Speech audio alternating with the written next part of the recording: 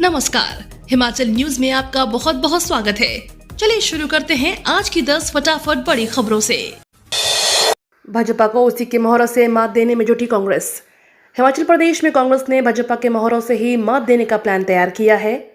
इसके तहत कांग्रेस ने हमीरपुर के सुजानपुर में भाजपा के पूर्व प्रत्याशी कैप्टन रंजीत सिंह को पार्टी में शामिल कर लिया है। गगरेट से भी पूर्व में भाजपा में रहे नेता राकेश कालिया अब कांग्रेस में आ चुके हैं।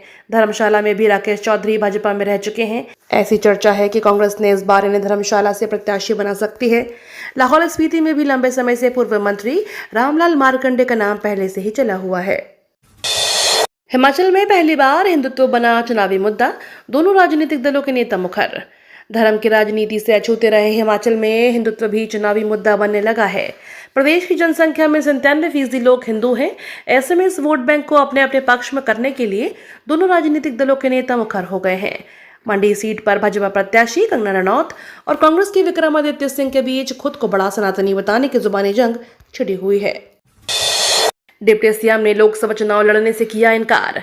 हिमाचल प्रदेश की 2 लोकसभा सीटों और विधानसभा की 6 सीटों पर प्रत्याशियों के चयन को लेकर कांग्रेस में अभी भी कश्मकश चल रही है। इसी बीच प्रदेश के दिग्गज कांग्रेसी नेता और उप मुख्यमंत्री मुकेश अग्निहोत्री का नाम भी हमीरपुर संसदीय क्षेत्र से अनुराग ठाकुर के मुकाबले काफी ट्रेंड कर रहा था। यहाँ तक कि उन्हें कई सर्वेक्षण के टॉप कंटेंडर भी बताया गया, लेकिन उप मुख्यमंत्री ने सीधे और स्पष्ट शब्दों में ऐसा कोई भी प्रस्ताव होने से इनकार किया है।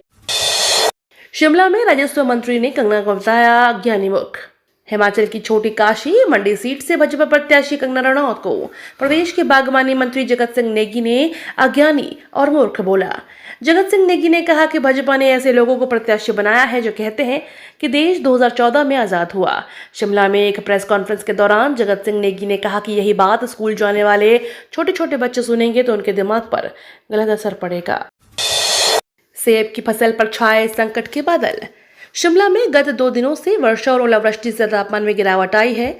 वहीं ठियोग क्षेत्र में सेब की फसल पर संकट के बादल मंडराने लगे हैं। ठियोग उपमंडल सब्जी उत्पादक क्षेत्र भी है, जहां पर फूल गोभी, मटर, फ्रांस बीन अधिक मात्रा में उगाया जाता है। इन सेबों और सब्जियों के लिए ओलावृष्टि नुकसानदायक है। सेबों के पौधों इन दिनों फूल आने की प्रक्रिया चल रही है, लेकिन मौसम के प्रतिकूल होने की वजह से सेब की सेटिंग पर बुरा असर पड़ रहा है। निर्दलीय विधायकों के इस्तीफे को लेकर हाईकोर्ट में हुई बहस। हिमाचल प्रदेश के तीनों निर्दलीय विधायकों ने इस्तीफा मंजूर न होने के मामले में दायर याचिका पर हिमाचल हाईकोर्ट में सुनवाई हुई है। दोनों पक्षों की तरफ से हाईकोर्ट में अपनी अपनी दलीलें दी गईं। इस मामले की लगभग 3 घंटे तक कोर्ट में बहस चली। इस दौरान विधानसभा अध्यक्ष की तरफ से सुप्रीम कोर्ट के वरिष्ठ अधिवक्ता कपिल सिब्बल ने पैरवी की। मुख्य न्यायाधीश एम रामचंद्र राव की अध्यक्षता वाली खंडपीठ इस मामले की सुनवाई कर रही है। हिमाचल में एनएच की तर्ज पर बनेंगे सड़क निर्माण के नियम, प्रदूषण नियंत्रण बोर्ड की सख्ती। एनएच 707 के निर्माण के दौरान हुए प्रदूषण नियमों के उल्लंघन के बाद अब सख्ती होने वाली है। हिमाचल प्रदेश में बनाए जाने वाले नए राष्ट्रीय और राज्य हाईवे में प्रदूषण नियंत्रण नियमों का एक समान रूपी सख्ती से पालन करना होगा। किसी भी सड़क के मरम्मत कार्य के लिए भी प्रदूषण नियंत्रण बोर्ड की मंजूरी लेनी होगी। यह नियम पहले से चल रहे निर्माण और मरम्मत कार्यों के लिए भी मान्य होंगे। डॉक्टर यूनुस बोले, अवैध गतिविधियों पर नकेल कसने के लिए 59 उड़ानदस्ते तैनात। राज्य कर एवं उत्पाद शुल्क आयुक्त डॉक्टर यूनुस ने बताया कि हिमाचल में स्वतंत्र और निष्पक्ष चुनाव के दृष्टिगत किसी भी प्रकार की अवैध गतिविधि को रोकने के लिए राज्य कर एवं आबकारी विभाग पूरी मुस्तैदी से काम कर रहा है। विभाग ने 59 उड़नदस्ते और 22 अचल दल बनाए हैं। प्रदेश में सभी जिलों के साथ सीमावर्ती राज्यों के आबकारी अधिकारियों और पुलिस के साथ समन्वय बनाकर अवैध शराब के कारोबार और गैर कानूनी गतिविधियों में संलिप्त लोगों पर कड़ी कार्रवाई की जा रही है। साइबर ठगों ने गृह मंत्रालय के नाम पर हिमाचल के कई स्कूलों को भेजे नोटिस। साइबर ठग अब गृह मंत्रालय के नाम पर फर्जी नोटिस भेजकर शिक्षण संस्थानों से संवेदनशील जानकारी मांग रहे हैं। मंडी जिले के 6 स्कूलों को ऐसे नोटिस मिले हैं। नोटिस में विद्यार्थियों का नाम, फोटो और जानकारी मांगी गई है।